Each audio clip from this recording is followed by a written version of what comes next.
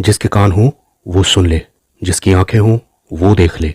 We are very thankful to those who are sowing in our ministry. May God bless you and the Lord return you manifold back. You also can bless us by PayPal link and some UPI IDs. Check the description box. जब यीशु स्वर्ग पर चल रहे थे तब प्रेतों के काम पहले अध्याय में दिया है कि एक बादल आया और उसने चेलों की आंखों से उसे छुपा लिया। फिर दो स्वर्गदूत आते हैं और वो ये कहते हैं चेलों से कि तुम जिस रीति से उसे जाते हुए देख रहे थे उसी रीति से वो वापस आएगा। दरअसल ये पूरी घटना जैतून के पहाड़ पर घट रही थी और पुराने नियम में जकरिया 14:4 में दिया है कि जैतून पहाड़ पर परमेश्वर पैर रखेंगे और वो दो टुकड़े हो जाएगा। लेकिन पुराना नियम ये बताता है कि यीशु सीधे जैतून पहाड़ पर नहीं आ रहे हैं, बल्कि सबसे पहले वो बादलों पर सवार होकर मिस्र देश को जाएंगे।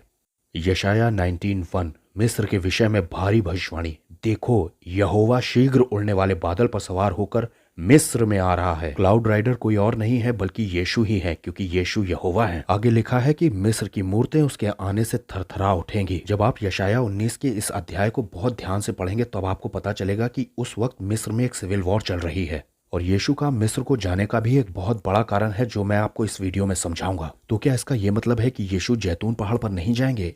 जाएंगे, बिल्कुल जाएंगे, लेकिन सबसे आखिर में। इस पूरी घटना को समझने के लिए आपको इस्लाम का एंगल समझने की बहुत ज्यादा जरूरत है। जब असली यीशु मसीह आएंगे तब इस्लाम का एक प्रोमिनेंट फिगर जिसे कि दज्जाल कहा जाता है, जिसके बारे में मोहम्मद ने सबसे ज्यादा अपने सहाबाओं को डराया था। अगर आप असली यीशु मसीह को बादलों पर सवार आते हुए देखेंगे इस्लाम के एंगल से तो आपको भी लगने लगेगा कि ये शख्स तो दज्जाल है। इसे बहुत अच्छी तरह से समझने के लिए आपको 3 पॉइंट ऑफ एंगल देखने पड़ेंगे, यानी कि 3 दृष्टिकोण से इसे देखना चाहिए।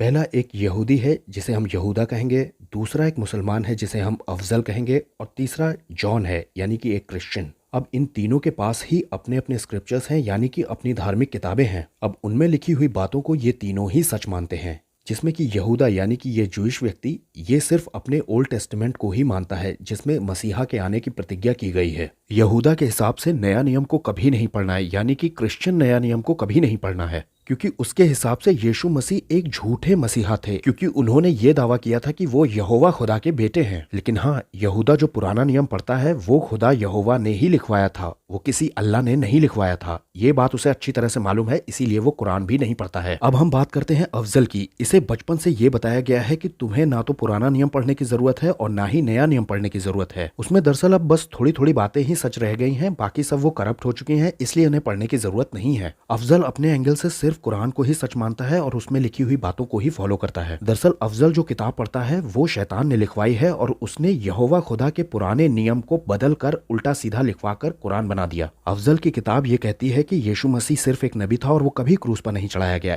इसलिए अफजल उसे ही सच मानता है। अब हम बात करते हैं जॉन की। जॉन को ये मालूम है कि यहूदी अपनी ही किताब का पूरा सच नहीं जानते हैं। यीशु यहूदी मसीहा है और एक दिन ये बात सारा इजराइल मानेगा, छाती पीट पीट कर मानेगा, लेकिन तब तक 2/3 यहूदियों को मुसलमान मार चुके होंगे। जॉन को ये बात भी मालूम है कि अफजल जिस किताब को पढ़ता है उसका ओरिजिन डेमोनिक है और खुदा यहोवा है और यीशु यहोवा का बेटा है, ना कि अल्लाह का। अल्लाह तो शैतान है। जॉन को ये बात भी मालूम है कि जब उसका प्रभु यीशु मसीह आएगा तब इस्लाम का सर्वनाश हो जाएगा। दरअसल ये सब कुछ इस तरह से होगा कि जब असली यीशु मसीह आएगा तब उसे दज्जाल समझकर मारने को एक बड़ी भीड़ मुसलमानों की निकलेगी, क्योंकि उनके हिसाब से उस वक्त ईसा मसीह तो इजराइल में ही खड़े हैं, वही तो मेहदी की मदद कर रहे हैं यहूदियों को मरवाने के लिए। तो अब ये कौन सा ईसा मसीह है जो यहूदियों की तरफ से लड़ने को आया है, जबकि ईसा मसीह तो यहीं खड़े हैं हमारे साथ। अच्छा, तो ये वही दज्जाल है जिसे मोहम्मद ने कहा था मारने के लिए हर मुसलमान को जाना बहुत जरूरी है। ये अपनी भरमाने वाली सारी ताकत लेकर के आ गया है। दरअसल उन्हें ये बात नहीं मालूम है कि ये यहूदी मसीहा यीशु मसीह है, हमारे प्रभु यीशु मसीह,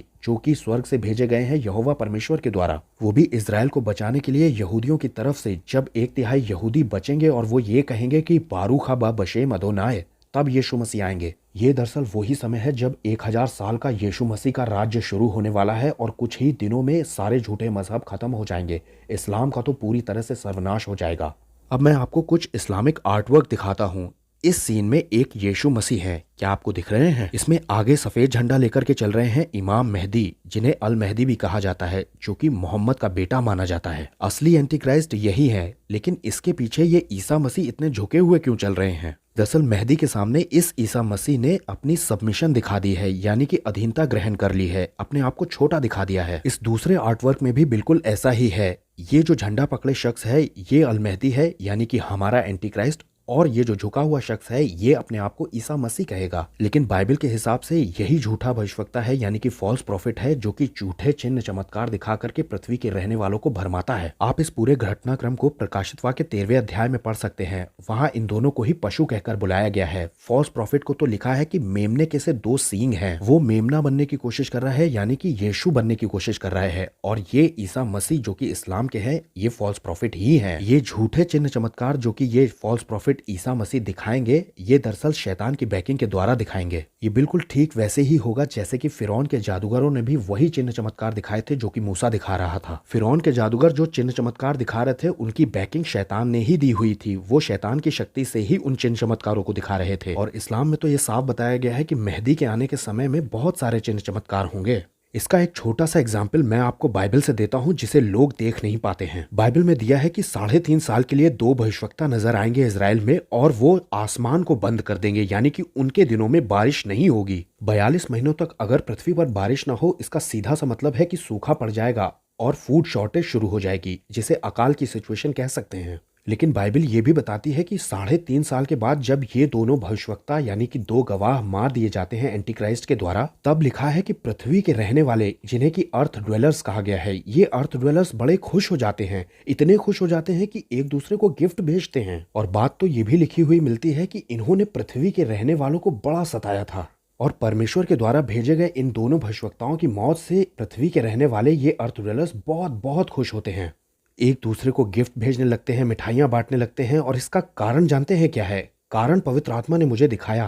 दरअसल पृथ्वी के रहने वाले बारिश के होने की वजह से बहुत खुश हो रहे हैं। इनके मरते ही बारिश होगी, क्योंकि इन्होंने 3.5 साल तक आकाश को बंद रखा है और अपनी गवाही 3.5 साल तक दी है। लेकिन एंटी क्राइस्ट जैसे ही 42 महीनों के बाद इन्हें मारता है, बारिश होना शुरू हो जाएगी और इसी वजह से पृथ्वी के रहने वाले खुश हो जाते हैं। और वो बड़े खुश होकर के उस मेहदी का स्वागत करेंगे और उसे स्वीकार भी कर लेंगे, क्योंकि उन्होंने बारिश जो करा दी है। वैसे कुछ हदीसें ये भी बताती हैं कि मेहदी अलैहिस्सलाम के दिनों में बहुत ही खुशहाली और हरियाली के दिन होंगे। लेकिन बाइबल ऐसा कुछ भी नहीं कहती है। ये सब कुछ एक झूठ है, फरेब है। एंटी क्राइस्ट पक्की तौर से एक मुसलमान व्यक्ति ही है जो कि बहुत ही कट्टर होगा तो वो आपकी मेरी तरह एक इंसान ही। लेकिन बाइबल बताती है कि सर्प का भी एक वंश है, सांप की औलाद। ये यहोवा खुदावंद खुदा और शैतान यानी कि अल्लाह के बीच की जंग है। इसमें प्रभु यीशु मसीह तो खुदावंद यहोवा का बेटा है, लेकिन अल्लाह का बेटा बनकर के आ रहा है मेहदी। अब आइए एक बयान दज्जाल के बारे में सुन लेते हैं।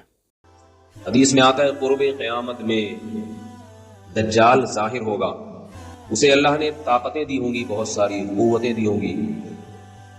जिंदा को मार देगा और मुर्दे को जिंदा कर देगा। और वो यहूदियों की मदद के लिए आएगा। किसकी मदद के लिए? इस्राइल की। अजीब बात है कि आज यहूदी भी दज्जाल का हमसे ज्यादा इंतजार कर रहे हैं। वो उसे यहूदियों के लिए निजात दहिंदा समझते हैं, क्योंकि उनकी किताबों में पेशगोइयां हैं। अल्लाह ने पैगंबरों को, पिछले पैगंबरों को उसका वक्त नहीं बताया था कि वो कब जाहिर होगा।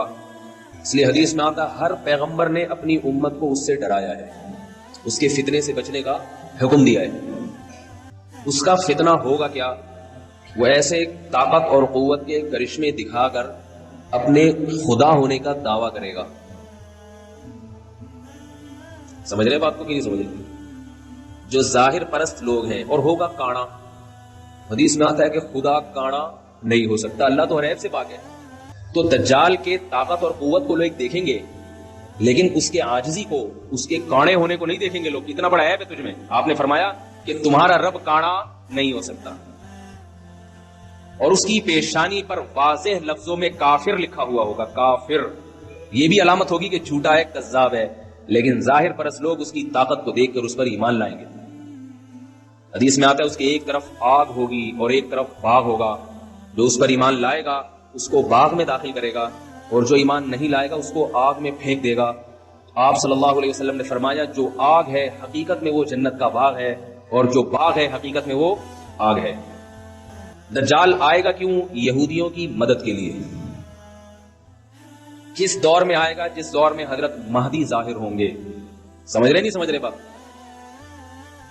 और दज्जाल को कत्ल कौन करेगा? मुसलमानों में ताकत नहीं होगी दज्जाल को कत्ल करने की, उसकी ताकत और कुव्वत की बिना पर। शाम की मस्जिद में, दिमिश्क में हजरत ईसा, हजरत इमाम महदी वो इमामत के लिए असर की नमाज में खड़े होंगे मुसल्ले पर। अचानक जब इकामत से फारिग होंगे देखेंगे कि आसमान से हजरत ईसा इब्ने मरियम अलैहिस्सलातु वस्सलाम फरिश्तों के कंधों पर हाथ रख के नीचे की तरफ नाजिल हो रहे हैं कि अल्लाह ने हजरत ईसा इब्ने मरियम को जिंदा मौत दिए बगैर जिंदा आसमानों पे उठाया और हजरत ईसा इब्ने मरियम अलैहिस्सलातु वस्सलाम कुर्ब क़यामत में हजरत मेहदी के दौर में नाजिल होंगे। हजरत ईसा की मौत से पहले उस वक्त जितनी ईसाई होंगे वो तमाम के तमाम हजरत ईसा के हाथ पर इस्लाम कबूल करेंगे। और रसूलुल्लाह सल्लल्लाहु अलैहि वसल्लम ने फरमाया जब हजरत ईसा अलैहिस्सलाम नाजिल होंगे कुर्ब क़यामत में तो हजरत महदी उनके इकराम में मुसल्ला उनके लिए खाली कर देंगे। हजरत महदी हजरत ईसा के लिए मुसल्ला खाली कर देंगे कि आप नमाज पढ़ाएं। इस हजरत ईसा अलैहिस्सलाम नाजिल होकर जिहाद करेंगे और हदीस में आता है कि दज्जाल को कत्ल करेंगे। तो अल्लाह ताला हमें उन खुश नसीबों में शामिल करे जो हजरत ईसा इब्ने मरियम की जियारत करेंगे और उनके साथ मिलकर लड़ेंगे। और अगर बिलफर्ज ये हमारी जिंदगी में मुकद्दर नहीं है तो अल्लाह हमें वो काम करने की तौफीक। जब असली यीशु को आप अफजल की नजर से देखेंगे तो वो आपको दज्जाल ही दिखाई देगा। जब खुदावन यहोवा का बेटा खुदावन यीशु मसीह आएगा तो क्या लोग उसके चेहरे की तरफ देख पाएंगे? क्या उसके नैन नक्श समझ पाएंगे? जब आखिर के 3.5 साल पूरे होने वाले होंगे तब आएगा यीशु मसीह। और मैंने आपको स्टार्टिंग में बताया था कि वो जैतून पहाड़ पर नहीं आ रहे हैं बल्कि मिस्र देश में आ रहे हैं। दरअसल यीशु मिस्र देश में आने के बाद लगभग वही रास्ता तय करते हुए आएंगे जिस रास्ते से निर्गमन हुआ था, यानी कि इजरायलियों का एक्सोडस जिस रास्ते से हुआ था लगभग वही रास्ता होगा यीशु मसीह का। इसका एक कारण तो ये हो सकता है कि यहोवा का वो दूत जो अपने आप को खुद यहोवा कहता है यानी एंजल ऑफ द लॉर्ड खुद जीसस हैं, ये बात वो दिखाना चाहते हैं। और इसकी दूसरी वजह यह है कि भजन 83 में एक युद्ध दिया है जिसमें कि इजराइल के बॉर्डर पर जो मुसलमान देश हैं वो उस पर चढ़ाई करते हैं। दरअसल भजन 83 में ये जितने भी नाम दिए हैं ये उसी रूट पर पड़ते हैं। इन देशों के नाम है एदोम, इश्माइली, मोआबी, हुगरी यानी कि हाजिरा के बच्चे, गबाली, अम्मोनी, अमालेकी, सोर समेत पलिश्ती और अशूरी और लूत वंशी। ये सारे ही सीमावर्ती देश हैं इजराइल के, यानी कि इजराइल के बॉर्डर से लगे हुए। और इनमें यह खबर फैल जाएगी कि देखो दज्जाल आ गया। जब यीशु मिस्र से एदोम की तरफ बढ़ रहे होंगे तब बीच में जगह है पेट्रा जो कि बोसरा में है, वहां यहूदियों को बचाएंगे। अब जैसे ही ये खबर सारी दुनिया में फैलेगी कि देखो दज्जाल आ गया है जिसे हर मुसलमान को मारने जाना जरूरी है, वैसे ही सारी दुनिया के मुसलमान इकट्ठा होंगे और ये जंग आर्मगेडन यानी गोग मागोग की जंग बन जाएगी। उस वक्त परमेश्वर की नगरी यरूशलेम बिल्कुल तबाह हो चुकी होगी। यरूशलेम कोई छोटा मोटा इलाका नहीं है बल्कि एक बड़ी जगह है। कुछ यहूदी छिपे बैठे होंगे और वो सिय्योन पहाड़ पर जाकर यहोवा खुदा को पुकारेंगे। उस वक्त एंटी क्राइस्ट यानी कि इमाम मेहदी अपने पूरे जोर में होगा, अपनी पूरी ताकत में होगा। पूरे इजराइल में मुसलमान घुस चुके होंगे और बहुत बुरी तरह से यरूशलेम में भी पलिश्ती लोगों का झंडा लहरा रहा होगा। ऐसे खतरनाक समय में जब यहूदी अपने मसीह को पुकारेंगे तब वो आएगा। अब एक खास बात, दज्जाल काना होगा, ये बात मिडिल ईस्ट में आखिर फैली कैसे मोहम्मद ने इसे कुरान में लिखवाया। देखिए प्रकाशित वाक्य में ऐसे लिखा है कि जिस पशु को तलवार लगी थी वो जी गया है, उसकी मूर्ति बनाओ। ये बात वो फॉल्स प्रॉफिट बोल रहा है। अब यहाँ पे कोई नाम तो दिया नहीं गया है बल्कि ये लिखा है कि उस पशु को तलवार लगी थी। अब जकरिया की इस आयत को देखिए, यहाँ पर मूढ़ चरवाहे का जिक्र है और यहाँ लिखा है हाय उस निकम्मे चरवाहे पर जो भेड़ बकरियों को छोड़ जाता है, उसकी बाह और दाहिनी आंख दोनों पर तलवार लगेगी और तब उसकी बाह सूख जाएगी और उसकी दाहिनी आंख फूट जाएगी। ये दोनों ही आयतें ये बताती हैं कि एंटी क्राइस्ट को तलवार लगती है और ये बात साफ करती है कि उसकी आंख भी फूट चुकी होगी। सच तो यह है कि सारे मुसलमान उस वक्त एंटी क्राइस्ट के साथ यानी इमाम मेहदी के साथ अपने आप को रिलेट करने के लिए इस एंटी क्राइस्ट के मार्क को लेंगे, यानी कि मार्क ऑफ द बीस्ट जिसे पशु का चिन्ह भी कहा गया है, ले लेंगे या तो अपने माथे पर और या तो अपने दाहिने हाथ पर। मार्क ऑफ द बीस्ट यानी पशु का चिन्ह 666 ये भी इस्लाम से ही रिलेटेड है, लेकिन मैं इसे आपको किसी और वीडियो में समझाऊंगा जो कि बिल्कुल अंत के दिनों में लॉन्च होगा।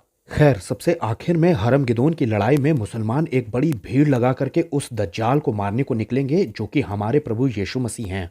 इस पूरे घटनाक्रम को आपको जॉन की नज़र से देखने की ज़रूरत है, क्योंकि अगर आप जॉन की नज़र से इस पूरे घटनाक्रम को नहीं देखेंगे तो आप नुकसान उठा सकते हैं। जॉन ने तीनों स्क्रिप्चर्स को बहुत ध्यान से पढ़ा हुआ है, ओल्ड टेस्टामेंट को, न्यू टेस्टामेंट को और कुरान को भी। इसीलिए जॉन जानता है कि ये यीशु मसीह है, ना कि कोई दज्जाल। अब आखिर में मैं आपको एक और बात बताना चाहता हूँ कि कटोरों का न्याय या तुरियों का न्याय या जो भी विपत्तियां पृथ्वी पर उस वक्त पड़ रही होंगी वो दरअसल एंटी क्राइस्ट को रोकने के लिए पड़ रही हैं ताकि उसकी प्लानिंग प्रभावशाली तरीके से पूरी ना हो सके, यानी कि इफेक्टिव तरीके से वो काम ना कर पाए। ये विपत्तियां दरअसल पृथ्वी के बसने वालों के ऊपर पड़ रही हैं, यानी कि अर्थ ड्वेलर्स के ऊपर, लेकिन विश्वासी पृथ्वी पर परदेसी होता है। बाइबल ये भी बताती है कि जिसका नाम जीवन की पुस्तक में नहीं मिलेगा, मेमने के जीवन की पुस्तक में यानी यीशु मसीह की किताब में, वो नुकसान उठाएंगे। उस जजमेंट डे पर करोड़ों करोड़ों मुसलमान चीखते हुए लाइन में लगे हुए दिखाई देंगे। वो चीखते रह जाएंगे क्योंकि उन्होंने असली यीशु मसीह का इनकार किया। यीशु ने कहा, जो मेरे द्वारा नहीं जाता वो पिता तक हरगिज नहीं पहुंच पाएगा। मोहम्मद के बताए जन्नत जाने के तरीके से कोई भी व्यक्ति जन्नत में जा ही नहीं सकता।